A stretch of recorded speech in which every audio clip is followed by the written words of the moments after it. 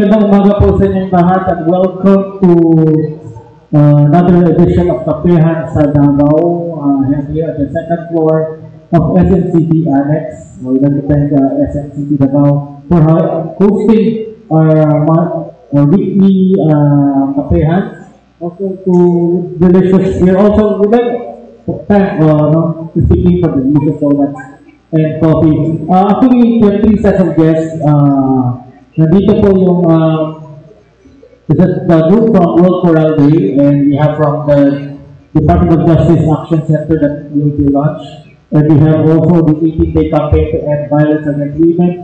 But nauna po sila Attorney our Regional Prosecutor, POJ, RPO 11, si Attorney Janet Grace Dalisay Pablero, and the Assistant State Prosecutor, Program Director of the POJAC, Attorney Joan Carla Villabana. To start our press call, we'd like to get the opening statement.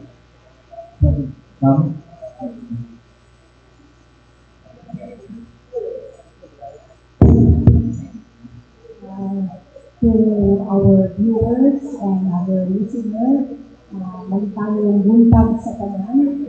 We are truly grateful for this opportunity that we will be able to disseminate our Department of Justice program, particularly the Department of Justice Action Center, who celebrate the SEGA Center celebrating its 4th year anniversary here in the region. So with me today is our program director from the head office, who will be giving more details about our program.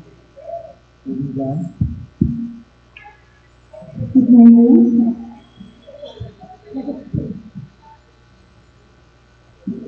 Magandang umaga po. Magandang umaga.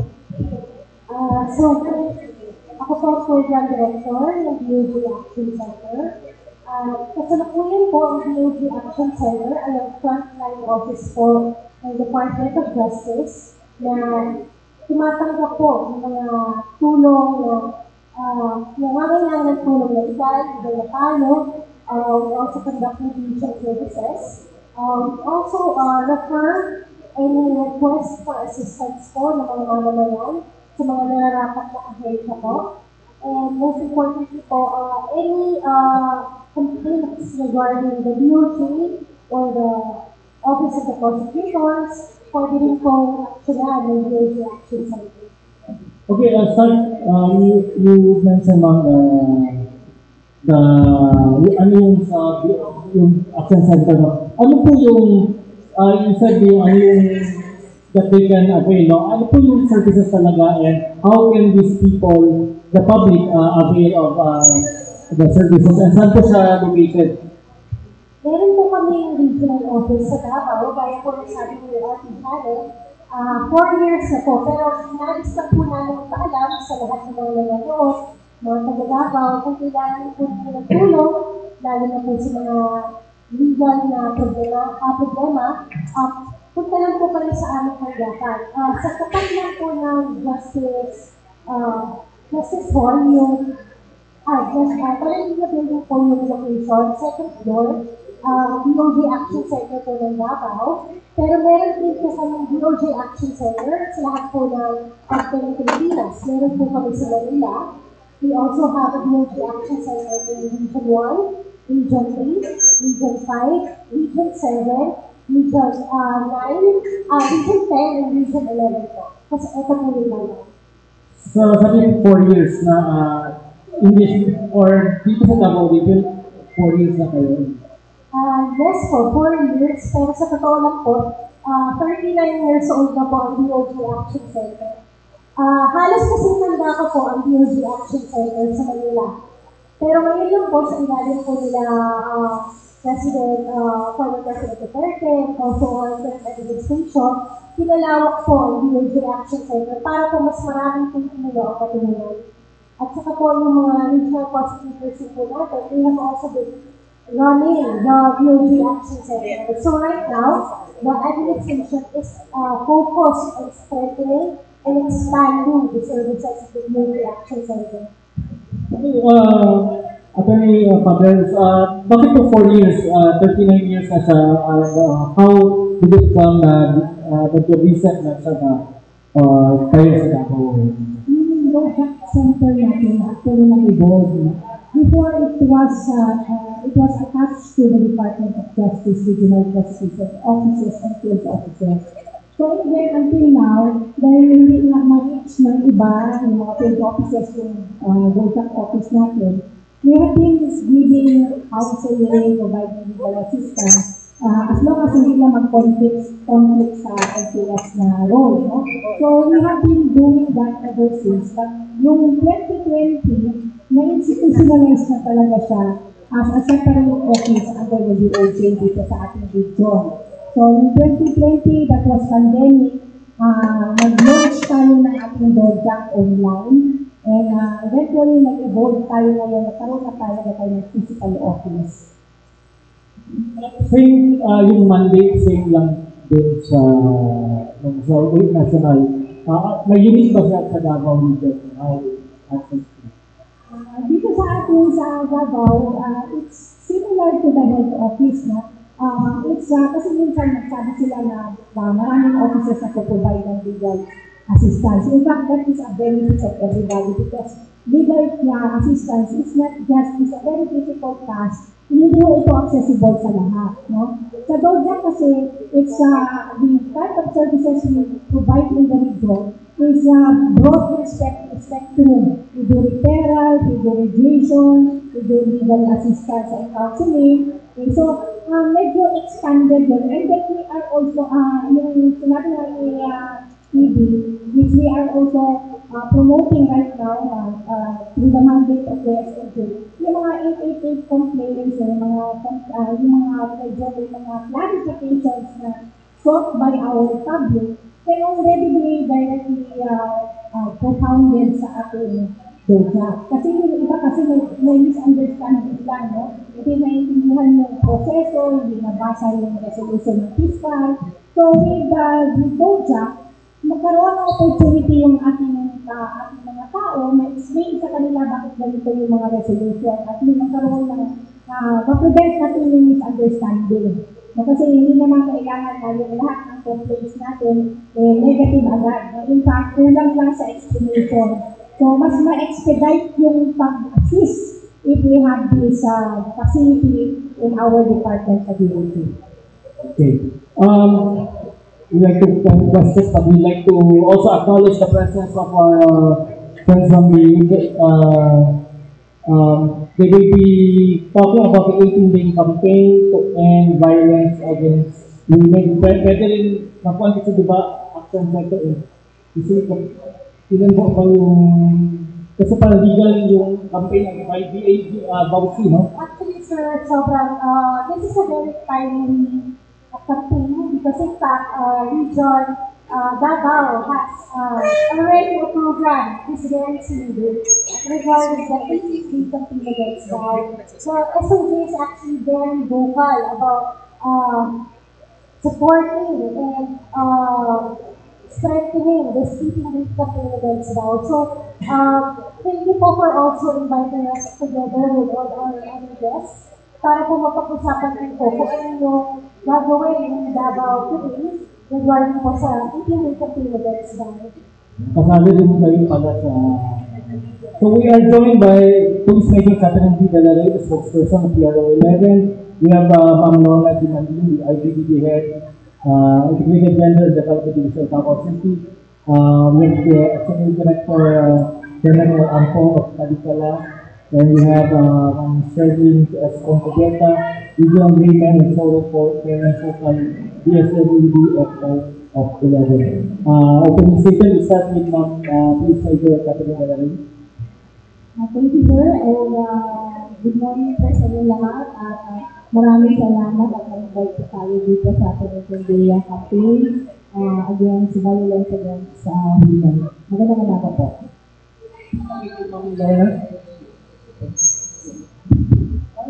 morning, everyone. Salamat po na nabigyan na naman tayo ng pagkakataon to talk about the annual global campaign against violence against women. And Ma'am Sherwin. Well, good morning, everyone. So, I am Cindy Caldereta, Government Total ng PSWD. So, we are happy to be here to discuss the series of activities ng Activity Campaign to End Violence. Ma'am Jenna is joined by Ben, a survivor. So, maayong busak sa tanan o daghang salamat sa opportunity naman sa ang 18 daw ang 18 days to end violence against women o ang mga activities na nakalain para pag-cover mo rin sa mga nangyayon. Kauban ako ang isa ka survivor on violence. Now, kapag si Jane, saka kami din sa Lawig Bumbay, saka survivors of prostitution.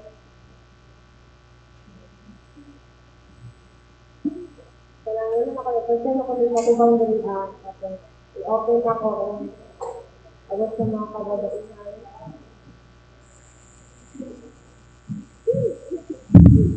Okay, sa campaign ng 18-day, ano po yung mga main events and ano yung mga pressing issues that we will be tackling dito sa ating activities?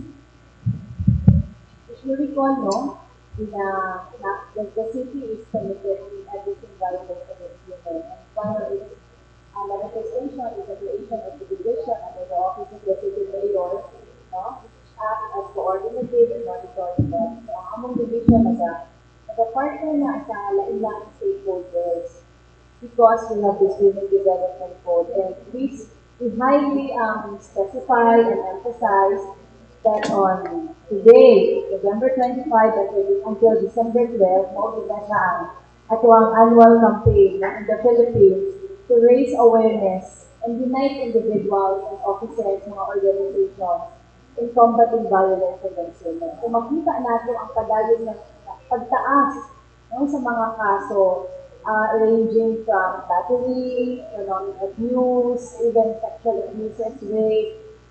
And that's why maayo ang atong coordinative efforts along with service providers in government, atong mga CSO partners, atong mga POs. Kasi this is everyone's concern. I'd like to ask also the SWD and si Major Valerino.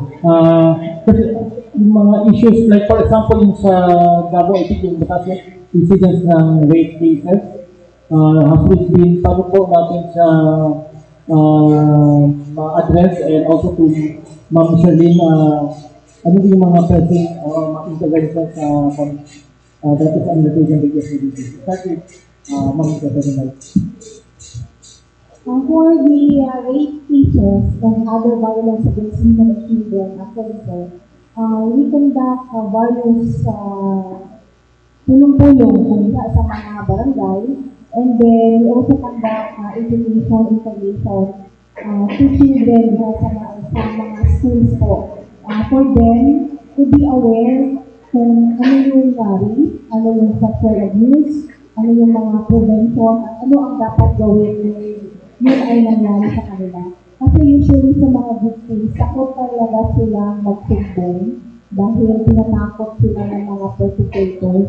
Pero sinasabi naman natin is nandyan ang police, nandyan ang DSWD para tumulong sa inyo, huwag kayo matakot. As soon as nangyari ang insidente, i-report agad para mahuli agad natin ang suspects or suspect. Huwag natin paabutin ng buwan o ilang araw para po ma-inquest po agad natin o para diretso po natin makulong yung suspect at hindi na po siya makapag-biktima pa ng ibang babae o mga bata. Before I go to Ma'am Charlene, I would like to ask Atty. General because yung sabi na high involving natin kaso, you said the DOJ Action Center, do we also cater yung mga gano'n na para mabilis yung action? Sa regional level, since ang violence-based gender-based violence cases, was only covered like the 62. It includes the anti-rape, safe spaces, we have the anti-harassment law, So in fact, yung ating sasabihin sa IT and SRS, they are also part of this gender-based violence na so, like Ray, kailangan natin ng big up under the new Department Circular 20. So, kailangan mabigatin natin yung kaso, no? And in fact, maganda ito na proseso because hindi lang assistance, psychological assistance na ibibigay natin, social assistance na ibibigay natin sa victim. But we also help them to be confident na may suporta ang gobyerno na talagang na-convict yung mga nag-cause ng kanyang nag-cause ng violence against her. And then, on all other cases na hindi covered by DC-20. So, we also, our partners here, the PNP, the DSWD, the NGOs, also have this mechanism, how to help them boost their morale and encourage them to fight cases. And the part of the prosecutors, we are there also to assist and make sure that the evidence that we present in court are those that evidence that can actually convict. Kasi hindi na tayo probable cause ngayon under DC-20, no? Lahat ng kaso natin ngayon, ang quantum of evidence required by the law is already 3 na cases with reasonable certainty, which is very mataas na level. Which is also partly positive because we ensure that yung mga akusado talaga, hindi talaga makumbikto. Hindi dahil na mapailan ang kaso tapos later on makalabas, mag-traumatize yung biktima. So that is supposed to be our end, no, in our gender-based na mga violence cases. We should make sure that we bring this offender to jail and have them accountable for what they do. So, cover po sa data. Just to add, most victims really do not know what to do when it happens to them. Okay? So the DOJ Action Center will give legal counseling. And that legal counseling can be given online through emails sent to our emails. We answer everything. Okay? We also accept phone calls. We also accept walk-in clients, especially for those who are not yet sure if they want to file, if what happened to them was a crime. Because, the violence against women, as mentioned by Arthur, is not just, housing, there's rape, there's also sexual harassment, there's also video voyeurism act, yung mga video, the nudes that get spread. So the DOJ Action Center receives a lot of inquiries like that, and we give those victims privacy. So we answer them, and then we give them guidance. So what we do next? We can refer them to the PNP. We can refer them to the PAO, and then we endorse it so that the PNP or the PAO will also take note of the endorsement of the DOJ Action Center. So, kaya po Action Center is so that people would know how to act after a crime has been committed. So that is the service that DOJ Action Center provides. Okay, so Ma'am Shirley, interventions natin and ilan na po yung nabigyan ng beneficiaries sa ating programa sa dito. Okay, for the data, sa PSWD, so we have 30 working clients for the first semester until third semester. So other sa double region, I think the PSWD would discuss on that.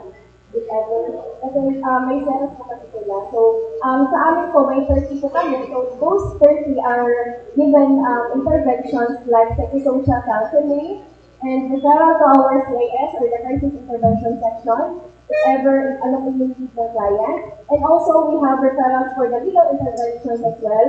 And also, referral din po sa C or MSWDO for the further interventions po ng client for the both survivor or other na mga violent or victim survivor.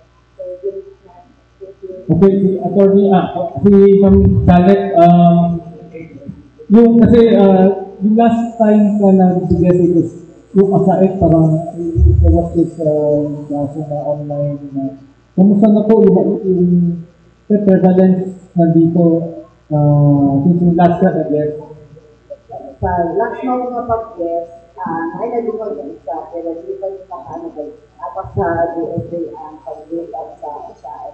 Pero isang sa hinay ang documented cases sa website, wala ka, hindi na pwede magkumpiyansa tungkol kay every now and then na ay mga kaso sa usa ay prosecution of trafficking sa siyudad sa Davao nga pinakita natin mo. So, every now and then ay mga biktima nga naasa sa naanggaling na traffic na napay kaso sa intimate violence sa ilang mga partner. So, kapag nakaroon, ang kailangan na 20 cases na nalagit ang prostituted women, reactions nila ng gender-based violence na ng child support, pagpamulata sa customer nila, pagpamulata sa ilang mga partner, no, o gato, kauban kong isa. Thank you, Jane. Ito pang experience. Experience ako, din ako 14 years old, naka-experience ako, siyempre, as a first love, ang first love, because sigaran na sa, pwede na ako nandang ka mauto-uto, kay siyempre, data pa ka, inaras yun niya, tapos dala ko niya sa isa ka hotel, wala ka ba naman, kung siya nilito tapos ka nang nakundaan ko, gusto ko manila, gusto ko masalit, pero wala ko mabuhat, wala yung nakadungaw, kailan sa si Lord. Tapos iyak ng hadlo, kung hindi ko magsabak, katagahan ko niya ang kwarta kay para hindi ko masumbong. Siyempre ako po nga, bata pa, hindi ko kasumbong, kaya hindi ba, maharang lagi ka nga, hindi ko masumbong, kaya tagalag ko niya ang kwarta, pero silagdan ko niya, at na tayo, tapos ganto ko dito niya. Mga ito kontrol ka sa kong ginabuhay, mga ito sa kapasutusin, sa edad na bata pa. I would like to ask Attorney John and Cordy, Janet, yung especially Jane, with the common people, how can we reach them? Ano yung po mga activities natin na para ma-access? Parang ngayon lang natin marinig yung may DOJ, lalo na people meeting, paano po natin ma-reach out? Ano po yung mga activities natin to promote that? Yes, no. Isa sa observation natin, I was even saying this to my pal, the stakeholders, in the yata, no? But being the chairperson, even if the campaign has been done for a long time, still may difficulty to reach the grassroots level. No? So, yung year na typical na dissemination na ginagawa natin to barangay, to the barangay level, to the national level, would not suffice. So, strengthening means also giving the commitment of not only the stakeholders, but also those who are providing directly the services in the grassroots level. Kaya kailangan sa ilalim pa mismo ng ating community pala, from the family to the community. We already have to more or less enhance the understanding of this gender-based violence that is being committed. Like for instance, it is hard to know, I cannot just provide the details. I just found out that the youngest victim of rape is 4 months old. 4 months na bata. But we cannot, whether those students in the Supreme Court that we cannot disclose. But that's already something that is alarming. Because as was mentioned by earlier narration, not everybody is comfortable to narrate that I am the rape victim. It's not an easy thing to do. And sad to note also, statistics will show that most of the victims of sexual abuse are children, or ages 10 to 15 or 10 to 16, something like that. So that's the percentage that we have as far as sexual violence. In fact, in our region, our record will disclose that in 2023, we have a total of 727 cases filed in our office. And for the first quarter in 2024, we already have 697 cases of violation of anti-rape law. First to third quarter yan. And in Bao, we have already a total of 454 cases for 2023. And a bit alarming dahil sa first quarter pa lang sa first quarter pa lang natin, first to third quarter ng 2024, we already have a total of 327 cases filed region-wide. So, ibig sabihin, the struggle to really disseminate and educate the public about the need to be very conscious about this gender-based violence is a continuing effort. Kasi despite we're supposed to end the campaign in 2013, but still continuing pa ulit pa nga, unfortunately, yung mga dami ng cases that we are handling. Before ito I'd just like to add, tama po si RP, very alarming po yung statistics. Sa national level po, in 2023, there were 20,877 rape cases filed in various prosecution offices. In first quarter pa lang po ng 2024, since we're still also finalizing the data, already 9,968 cases. We have reason to believe that these numbers are also less than what is actually happening because a large number of rape victims refuse to actually report. Okay, and many rape victims are not just women and children, there can also be male children who are victims of rape. Also for violence against women, on a national level in 2023, there were 13,682 cases filed. And for the first quarter of 2024, 7,394. I think it shows the trending that this 2024, tumataas yung number of reported cases. So I think it's because of the information dissemination campaigns conducted by our partners. So the ability to inform, raise awareness for BAO is very important. And you mentioned what project do we have. Actually, today po, the DOJ has a Justice in Action activity in the Rizal Memorial College's College of Law regarding rape, which will be lectured by a very sobrang expert na lecture po namin si former State Prosecutor Fiscal Lillian Doris Alejo, andun po siya. And then, she'll be lecturing on rape at saka the amendments thereto and special penal laws in relation to rape. And then you'll also be lecturing on Safe Spaces Act, so yung bawal bastos yun.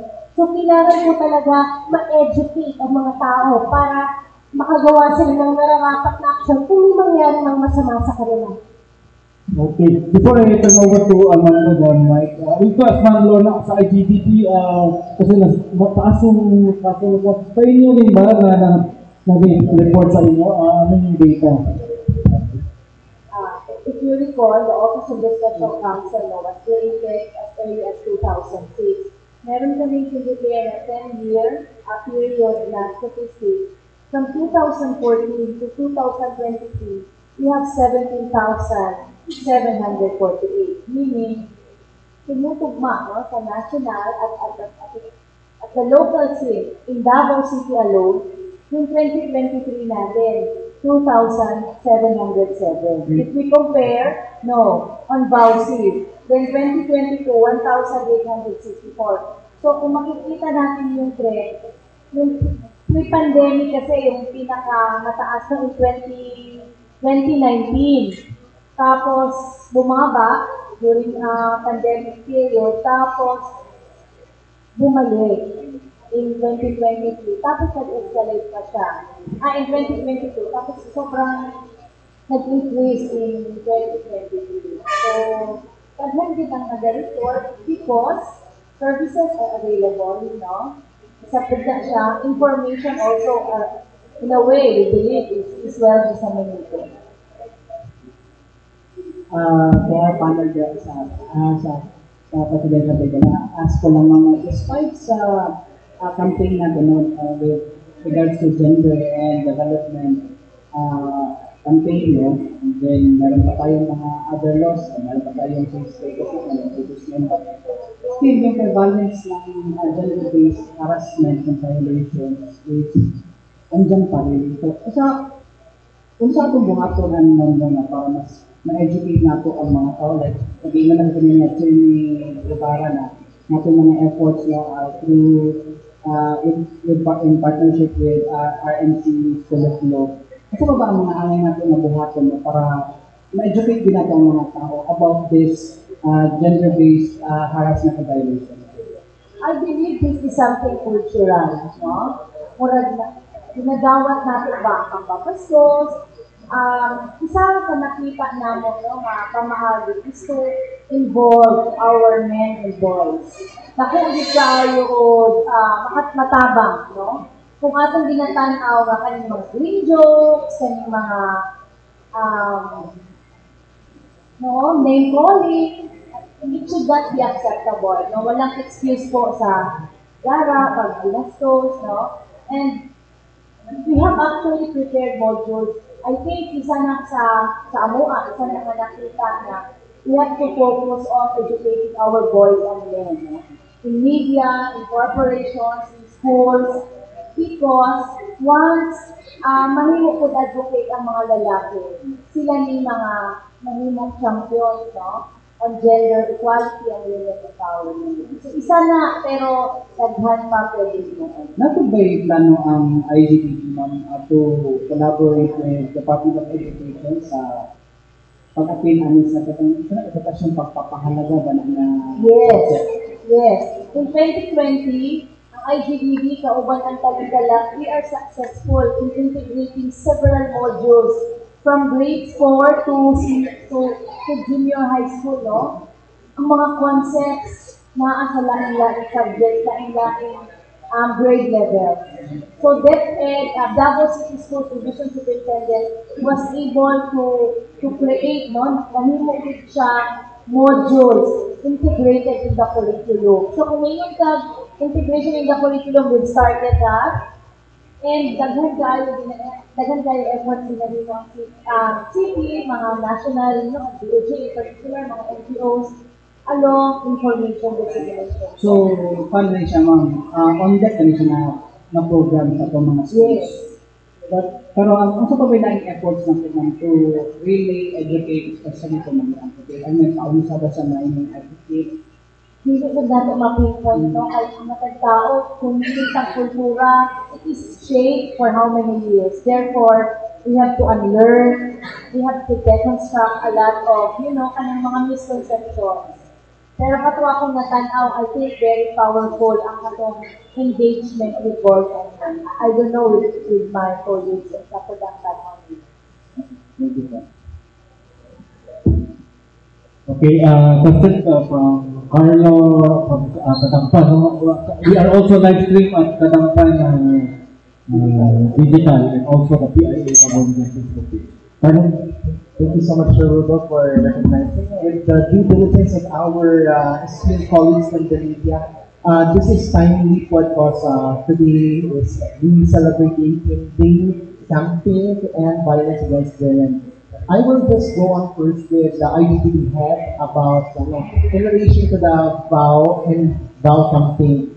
So, do we have numbers of people or organizations or companies na naka-violate sa existing na women's code of Davao City po? With regards to some violations na pinakaon sa ato mga dignidad sa mga kababaihan. Mas daghan ka private corporations na nag-cooperate. Because, for example, there are ordinances, no? In Davao City na gina-implement na ito. Una, ka ng providing seats, no, for women, sana. So, when we monitor, makita natin ang mga establishments na wala. So, instead of penalizing or filing a case, we tell them to implement mga specific provisions. Kaya mas nakita nato nga maayo, no, mag-cooperate ang mga business establishment. Also, in Women Development Code, prohibited ang beauty contest, especially, no, katong provision sa pag-wear of two-piece, mga bikini, mga ka-sexy, no. Our office continues to monitor. So kung makita nato, taas ang awareness ng Davaoenos kapag hold ng mga events, sa baluta, ang bawal na, then na ang mga nag-reports. So, in a way, like kung ato ganit tanawon na, it's under commodification of women. So, medyo mataas din ang compliance ng mga offices because they are involved. For example, sa Safe Spaces Act, eager din at saka interested ang mga corporations na, oh, you tell us, you disseminate this law, this information to our office. So, nagalibot at even our NGO partners din tap natin, no, as well as DOJ, na mag-act as RP because we want to disseminate these laws, no? Kaya hindi man gusto ka ang mga empleyado ma-charge for specific violations of safe spaces, for example, or bouncy or rape. So naapod, dako na state ang mga employers. On the part of UTV, if you would answer now, what is the significance for celebrating the annual 18-day campaign on violence against women here in Davao City? It is very important. Essential talaga siya. And this is in solidarity with all women worldwide, with all women in the country. Kasi, ganun yung mga days, very specific ang ato ang kampanya, no? Gina-renew nato ang atong commitment na, but not only during 18 days, but every day, to remind offices, to remind individuals, men and women alike, na ato yun, undangon, ang nagkakataas na ihap sa lahilang forma sa violence against women.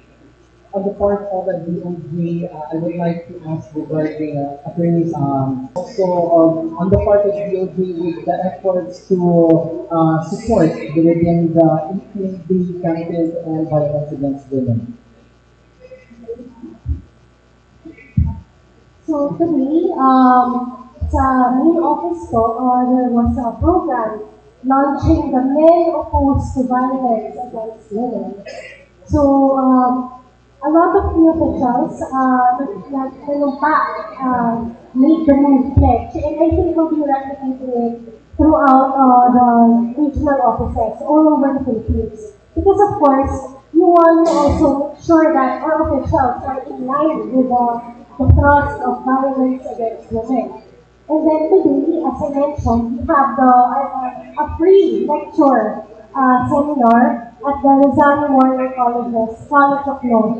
So, pwede pong pumunta ang mga interesado po na matulong tungkol po sa rape at saka sa safety sa ating sexual harassment. So, there we will discuss usually po yung mga new provisions of the law. But for Safe Spaces Act, I will also be addressing paano po ba mag-file ng kaso. Ano pong kailangan ng ebidensya para po sumampa ang kaso. Because of course, that is the most important thing. How to build your case up so that you can prosecute yung nagkamali or para po so that justice will be given to the victims of violence. In our region, we are also doing some sort of unique way of conducting our info dissemination. I am very proud to say in our region, most of our speakers are trainers for BAO, SAEC, PIP. These are male positives. No? Yung sabi nga ni Ma'am kanina, we have to promote positive masculinity. Then we getting involved, if we talk about unlearning, the most effective way to convince people is really to involve men in this campaign. Kasi yun ang nagiging source ng violation, no? It's sad to know. So, if they are the ones who will be our frontliners, magiging meaningful na significant sa mga makikinig yung ating dissemination. Kasi we are highlighting, of course, accomplishments of our vow. It's going to be more meaningful if we look for solutions, more effective solutions every year. Para talaga maabot na natin yung boundary Philippines before 2030. Direksyonan ko ng Police Major Kathleen Berlaway sa PRO 11. On the part sa itong sakop sa kapulisan, also yan itong paningkamot and also the significance sa itong pagsilador sa 18 sa Agilao na kampanya para batukan o hinapos ang violence patok sa itong kababayan. We fully support the education campaign, hindi lang sa karera na generation, pero we do it every day through the dissemination na po to end the violence against women and including the children. And then in the same organization, we also have the moon, men opposed to violence everywhere. So, napo yung mga members we have na 20 mga kalalakihan na members na nag-advocate po to end violence against women. Correct, significance na po ito.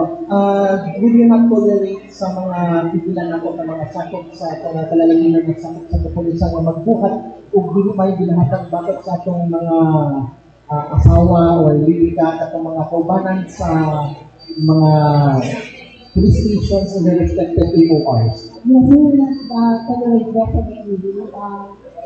Kung meron ng report, yung ating na naman yung agad natin yan, and we file appropriate cases, related cases at penalty. Last na naman may part to Ma'am Janet Ampot ang salitalaan mo ma'am bayong bintang.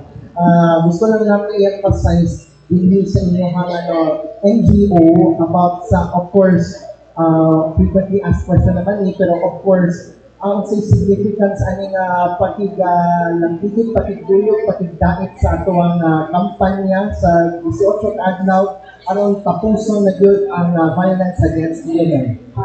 Para sa kanikala, tungkol kay ang prostitution, trafficking o sa consider na gender-based violence, unang dakot siya o kalampitan diya sa kampanya. In fact, ang kanikala, ang Regional Mindanao Organizer para sa isa kabuhatin na consultation sa mga community-based organization, women's rights organization, and feminist organization, aron isutan ang Beijing Declaration and Platform for Action Plus 30. Hindi nahimutan ang violence against women as one of the critical area of concern sa mga kababayan. So, align with the campaign, Pangkayong November 27, at sa Regional Mindanao Consultation on Beijing Platform for Action Plus 30 by Kailan Hotel. Pambuhan kini sa 100 feminist at community-based organizations sa mga kababayan. Kung ismutan dito, kumusta na ang Beijing Platform for Action ay kapasama ni Inay i-adapt niya sa naglaylay na ato September 15, 1995 to 30 years na kumusta na ang dakway, sitwasyon sa kababayan at sa mga o sa game ng Beijing Platform of Action plus kung sa buhaton kung sa itong state responsibilities in terms of promoting and pag-approve sa Beijing Platform for Action 30. Pinakalasan may point either ka Ma'am Janet or Ma'am Lorna. Kumusta naman ang ato ang ino na to na katong ordinance sa Davao City with regards sa pasahe? Still pending in City Council. I think second reading sa committee. Ma'am Shirley, doon mo nimo itong quality, kasi itong mga intervention programs that are available by na ma-offer sa DSWD. For example, kung si Ma'am Janet bringing jail or any survivor to you, kasi labang sa Season 30 ang nag-walk in. So what services available? Like what I said kanina po, yung mga pinrovide namin doon sa mga victim survivor po lang daw is yung psychosocial counseling. So hindi siya mawawala since available po yung mga social workers natin, hindi na po yung women profile. But then, lahat po ng mga social worker na nasa community base can also give psychosocial interventions po. And also, the referral po sa CIS, so the Crisis Intervention Section, if they need documental assistance or if they face for filing a case, most of our clients kasi is wala daw po silang mga pang-gastos for filing a case. So, we refer them for our Crisis Intervention Section for the financial assistance. And then also, so since we don't have legal outfit, so we refer them for officers that they can offer legal interventions for. And lastly, the CSWPO or MSWPO social workers can also provide interventions for sa aming mga victim survivors. And last, And last pa pala, yung mga, may available po kami na temporary shelter for the victim survivor, the home girls and women po. So, yun po natin sila ilalagay. Pero ba ito sa may maa or... Yes po. And also, di ba guys, nagpadapo yun? Or like, That's Maha po. Maha po. So, capacity mo, is it full already? I don't have any data available if full na po ba sila ngayon, but I think may ano talaga po sila, may target po sila every year, ilan po yung resident na indicator po nila. Okay. Questions, Billy? Good morning, ma'am. Kay ma'am, Major Dulay. Ma'am, tanong sa bouncing nagbibig ng mga polis, ano kayo data na ba? Sa karoon, wala ko data dala. Iba na ko sa R7, kung sila mga nalagay kung mga reports na kunyari, kasagaran lang is more on financial support. Yung mga nabiglaan dala, wala mo din na support ang so, wala ka data dito.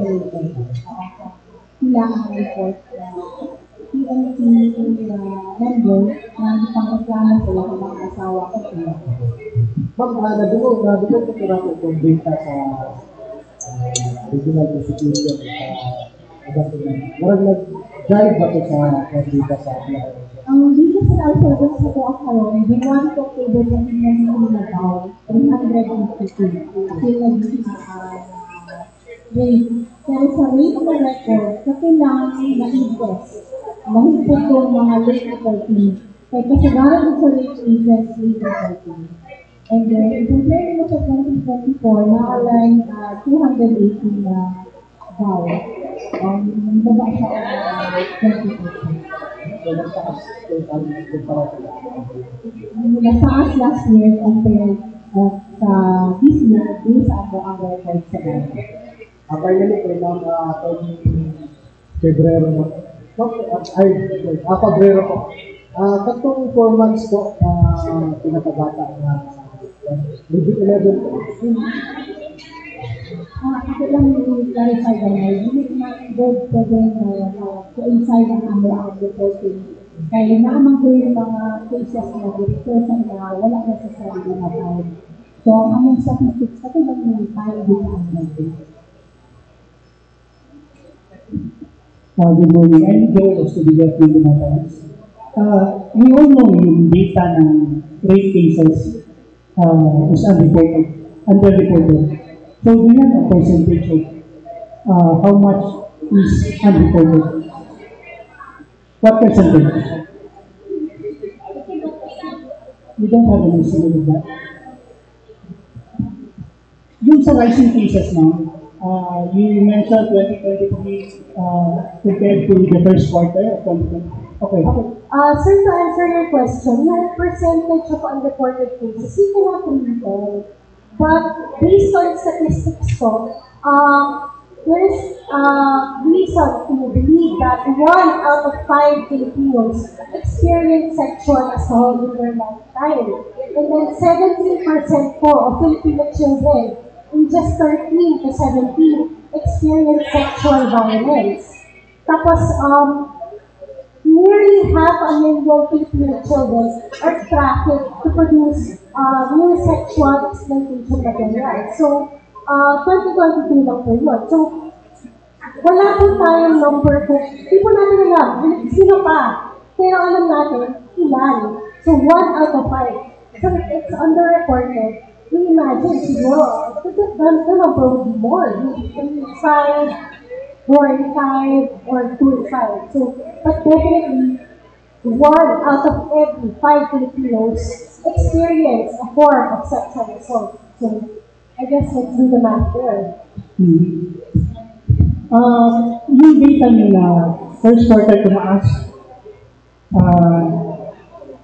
is that a case of more awareness or tumaas talaga yung cases?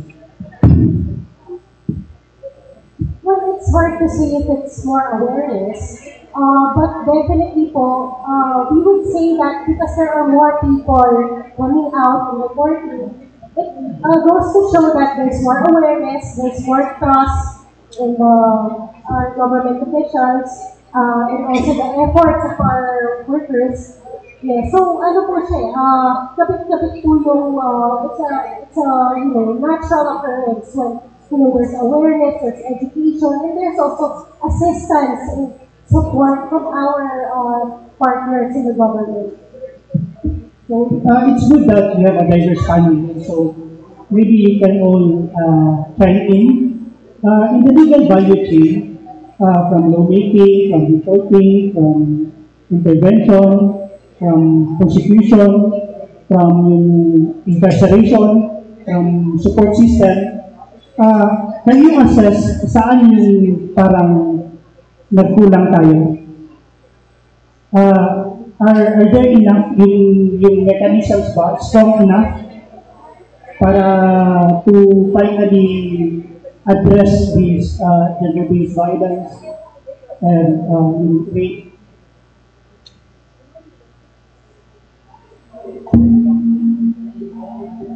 As I mentioned earlier, it's a really a continuing process. No? And personally, I opine that we are actually in the process of teaching. No? We define teaching the more or less appropriate message and dissemination process that we are doing. Kasi from we started the BAL, particularly the law itself, that's 2004, 2016, if I'm not mistaken. I was still a unified prosecutor then at the time. We were the first prosecutors to handle these BAL cases. And there were only very few cases, and we have only very few victims who came to us and requested our help. Pero ngayon magkaiba na, no? In the structure in the Region 11, yung ating statistics, I think I shared earlier. So 2023, you cannot imagine the entire region had already received 8 cases lang, 737. Before that's not, these numbers are not real in our time, in 2000, early 2000. I started as a prosecutor in 2000. So mapupunta lang talaga yung mga cases na ito. Konti lang ang cases na dahil. But as you can see, sa ngayon na year, sa ating transition na, ngayong taon, nakikita natin na marami na nag-reklamo, marami na nagpupunta sa appropriate government agency to address their concerns, particular yung mga abuses na nagawa sa kanila. I was the one I think to give the statistics. Nasabi ko lang na medyo increasing din kasi sa rate natin sa first to third quarter ng 2024, meron tayong 697. So, 697, that's from January to September. So, meron kami sa October, November, December. And then, sa BAW naman, 2023, 454 tayo for the entire year. Pero sa first quarter to third quarter ng 2024, meron tayo 337. So, meron pang October, November, December. So, I think this is a bit significant for us. Kasi meaning, marami nang malakas ang loob pumunta sa fiscal's office or sa prosecution's office to file the cases. So, unlike before, sabi ko nga, nakita ko yung evolve nila, na halos walang magsumbong hanggang ngayon naman, marami na ang malakas ang loob na magsumbong. So, I think that is one thing na tingnan natin ang trend din. Okay, to Jane, how are you? Kumusta naman ka? And sa mensahe ninyo because na mag-picture sa magsumbong magod na to speak about ako na nalitan siya, kaya isa po di ako kabiktima sa isa ka-harassment, tapos ka ng sexual abuse. Siyempre, dagat sa kabatanunan, na nabiktima din anak, tapos magdok lang masumbong. Pero pag siguro, lagid na mo ni ipaglaban na mo ni para di na po sila dagat na biktima. Sa panahon karon yung kasagaran din na biktima ka mga kabatanunan, labi na dikit sa ayo, kapobrehon sa kabatanunan. Sa edad yung mga 40 years old ka baba. Tapos kanang nalipay ko sa survey, naano sila para andam nga masalo sa mga isa ka nabiktima sa sexual harassment o kanang naapod sila nga andam nga kamakon o dapat nga natinugid sa mga karapatan na paglaban ng mga karapatan na Lagi mo lang siya, sa katao nga, hindi ka rapat dapat din sa kalibutan siya. Kay, siyempre sir, sa kuha sir, trauma din sa kuha sir, yun na ako, nagkaroon, hindi ako alam ko, pero talagalapod na ako. Ganun tapos sir, ganun, nagagod ko ng mga babae na nabiktima, ganun sa prostitution, na dapat di patimugon sir, kay siyempre, nagagod nabiktima yung anak sir, labi na mga si Justice, number one na mga si Justice, sama na ako. Okay. So, Janet, ano yung reason na bakit because of the rising cases? Is it sexualized yung sa ating media? Because, and grabe na yung mga galay, digital ga, yung ating mga online na sa pwede natin dalain, makita natin lalo sa mga kabataan. Kung gusto ka ng gender-based violence, ma-online na ma-offline, ang pinaka-dakot-dakot yan na rason, kung ubus ang tanaw sa mga babae o mga bata, no? Mas reduce siya into sexual o kanang butang siya, butang o kanang sexual object siya. Maunang masubject siya sa pagpangulata, no? Kasakitan o shooting, ibaligya siya, either sa online or offline, tungod na sa, katulad mo na po nga, ang community, particular ang mga kalalakihan, ubos ang tanaw sa kababaihan ng bata. So, if ever, kanang ano na lang, kanang giduwag na po ang kalisod, giduwag na po itong mga teknolohiya, mga contributing factor. Pero ang akong nakita, tungkol kay sa kanang babae o bata apektado sa gender-based violence, nagsunikad niya po sa pagtanaw nga, hindi equal ang kababaihan sa mga kalalakihan.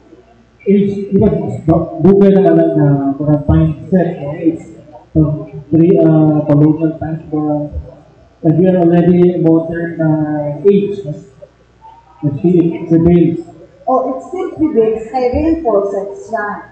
Bisang pagtanaw na to, while dugay na tayo siya, daga na tayo ginatrabaho in terms of pagpataas sa gender sensitivity, gender equality, gender empowerment, and yet, ang mga tao, dunag niya ko'y resistance in terms of pagbago sa panglantaw kay imuman ko ng tarugon ang status quo na mauli ang nag-exist na order, social order, kasi ako ang pinatay o kanang reconstruct. So, naay mga resistance. At the same time, naay mga reinforcing factors like how the women are portrayed in the media.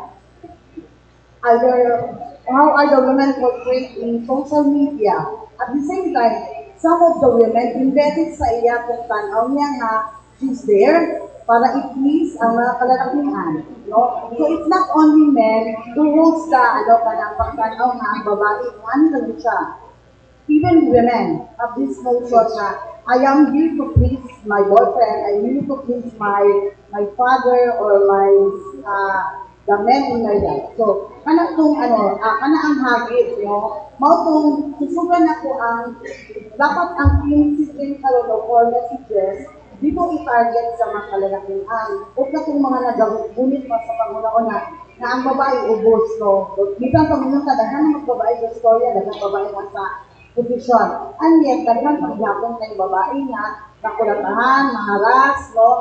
Even sa public places, maharas siya, mainang yapon siya o kanang salad, init, no? So, daan na po yung mga pagpangabuso sunod sa balay, either sexual na, economic, or psychological or physical. So, magpabilin na siya, kung hindi na ito karugon, ang social order na ito nga. Ang babae, dapat tanawin siya na na-equal siya sa mga kalalaking at sa pangunahuna, kapasidad niya o iyang mga potential. Okay. Nandito na bang world for all do? Wala. Yeah. Okay, Ma'am Lorna, sa IGB, I remember ilang years ago, di pa parang time ni Mayor Rodrigo Duterte sa ngayon kay time ni Mayor Sebastian Baso Duterte, ano yung pagbabago ng IGBB? In the terms of setup ng functions, nagdagdag ba ang functions or mandate?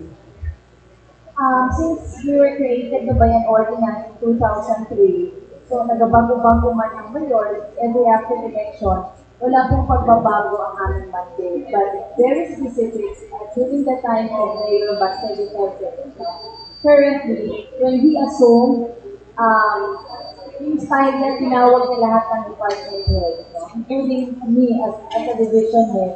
Tinanong niya, isa yung sinahanglan amo ang nakalbalo sa programa, please let me know how can I support you. So iyahang bisasali sa mga opisina, including our division, na kung namin kinahanglan, magsulti para iyahang support. So yung lead ka doon to sponsor? I-highlight namin kung using rate, kung pwede maka-bear, no? Makapipit siya mismo sa kampanya. So along that line, binagsipan natin. Okay, we'd like to thank our guests for coming over. Please thank you, Captain Gallery, Atty. Janet, Atty. John from the DOJ, for the DOJ Access Center, Ma'am Lorna, IGDB, Sherlyn, the regional leader for the parent focus, 11J, Survival, and Ma'am Janet, Assistant Director of Kalikana. Parting statement, promote po natin mga activities natin, and also to Attorney Janet, meron bang hotline number or madaling malapitan yung access natin? Okay, start with police area Catherine Gallery.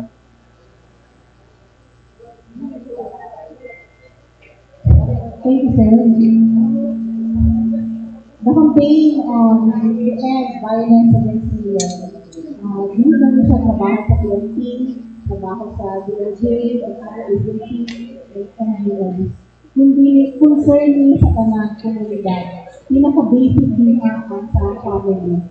So, importante na aware na kung saan magaling yung information na nabawaan natin, i-share natin sa po ang pamilya, i-share natin sa po ang mga igabaw, aunties, ayaw iliog ko na information. Kaya di magpagod na mo kaya na isa-isa kong mutanan.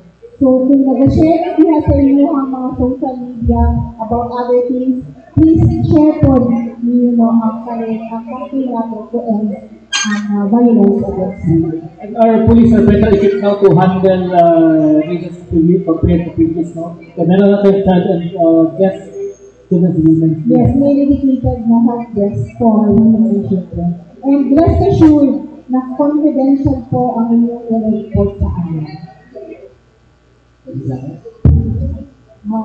Implementing, of course, the mandate of DOJ, real justice in real time. We also promote compassionate justice. Kaya kanina, we have so many advocates. If there's a need of clarification, we have data. The Department of Justice Action Center, where our people can actually seek assistance, clarification. Hindi na kailangan natin i-escalate when it is properly explained, probably ma-address sa lahat yung concerns at issues nila.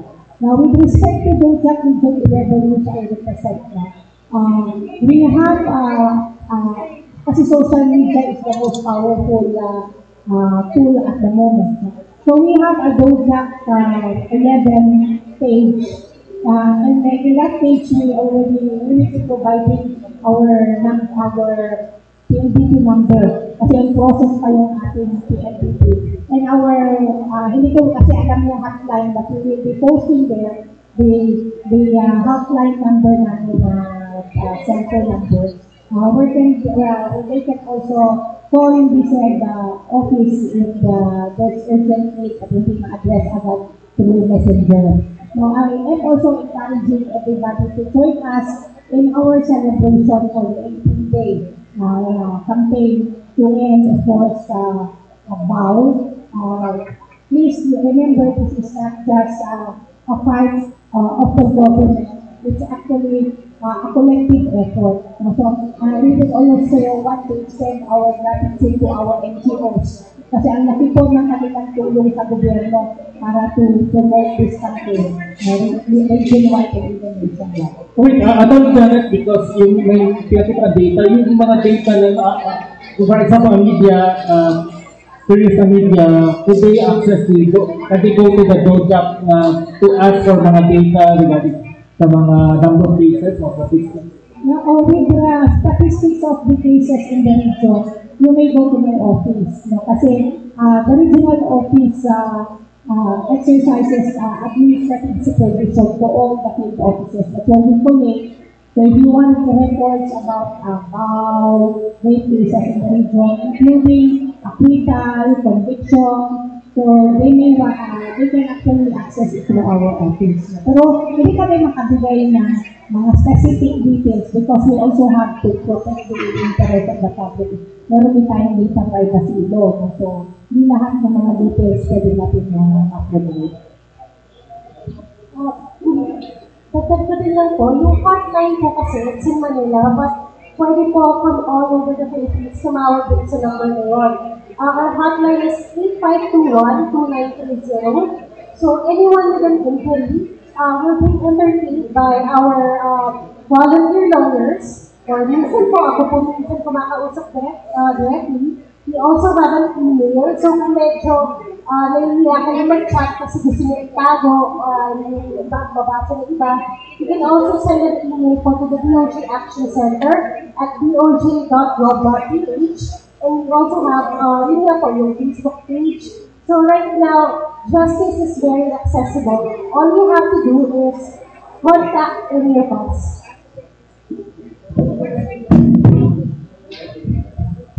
I encourage everyone to participate and actively promote the ending of violence against women by wearing orange. Orange kasi symbolizes hope and solidarity. So pag day campaign, orange, tangerine, yun po ang ating kulay. Second, we invite everyone to attend a kick-off launch this afternoon around 2 o'clock in Rizal Park. This is with Department of Tourism 11. Also, sa media po, pag may mga reports, for example, may mag-text sa inyo, mga tana, so kailangan natin i-report sa mga agencies, ano yung kailangan nila, paano sila matulungan. And lastly, spread awareness through social media postings, mga educational dissemination in different fora po. Okay, may mga ibang magpunta sa media, mag-report doon sila mag-report na registration, mga cases, hindi sa police o sa media sila. Pero, naabot dapat protocol ng sa pag-handle sa media because at times, na ay mga highly sensitive information na ginagawa. So, kasi pwede ka mag-perfect anak na gender-sensitive natin. Kasi, entry point din ng media kasi kayo ang narinig, kayo ang nakikita, ang inyong mga hotline available, you have FB pages na very active. So, it can be an entry point for reporting. So, pwede tayo natin mag-aral. So, I would like to discuss the series of activities in line with the observance of 18 database and now. So, first, na-discuss na po natin sa November 25, which is po sa Legal Court. And next po, on November 26, we will have a consultation dialogue with stakeholders. And then, on November 27 to 29, the capacity building on online sexual abuse and exploitation. And then on December 12, we have the Bausi Survivor Summit held at Provincial Capital of Davao del Norte. And lastly, on December 12 to 2024, the culmination day of 18 campaign to end well, and at the same time, the commemoration of International Day Against Trafficking. So if you have any, the GTV, we have a gender-based violence hotline, so you can contact us at 0930 535-6156. So, you can contact us anytime. Thank you. Janet? Yeah. Maraming salamat sa media kay pag-after sa press con ay mula siya sa amoang.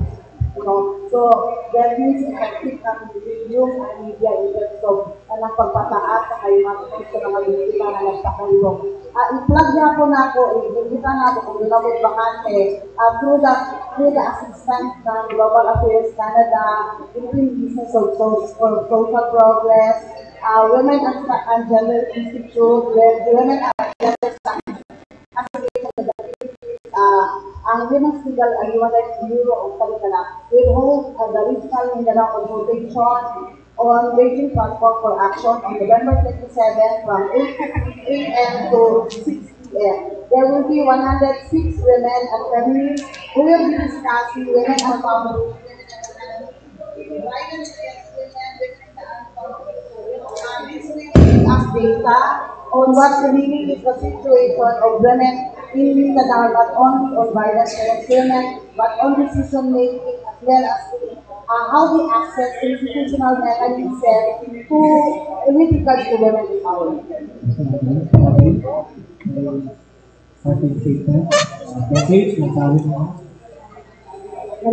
Salamat tayo kay naano sila para hanggang na namusalot sa buong mga harapan na nag-iat sa nabuhay. Salamat para si Johnny sa Talikala ay kung sila natala sa kong choice na mulabot sa akong nabuhay o kaganoon ako mga picture na ganyan nga ako ang gusto nga tukaroon. Thank you everyone, kay opening nyo about amin. Sabi na niya ako ni Mudaga, nag-isaw ang may buhaton pag makasinatan may galis ang nangaras sa mga kalalakihan. Kung kami na po niya sa among ang may buhaton. Salamat. Okay, salamat to our guest. Announcement for tomorrow's Sipian sa Bagong Pilipinas with Local Water Utilities Administration. Our guest will be from the Davao City Water District and Legal Water District. Tomorrow, 9 a.m. at the 6th floor, Davao City Water District Building, Matina. Topics, updates on Water District services and accomplishment. Our guest, resource person, Engineer Edwin Regalado, General Manager of WT, and Engineer Franklin S. Retes, General Manager of Vigos Water District. For 6th floor, sa Domingo 6th floor, DCW Building sa Matina, dating Magnolia. So, we'd like to thank SMCT Davao for again hosting Kapihan and speaking for the business going on. Salamat. Next week,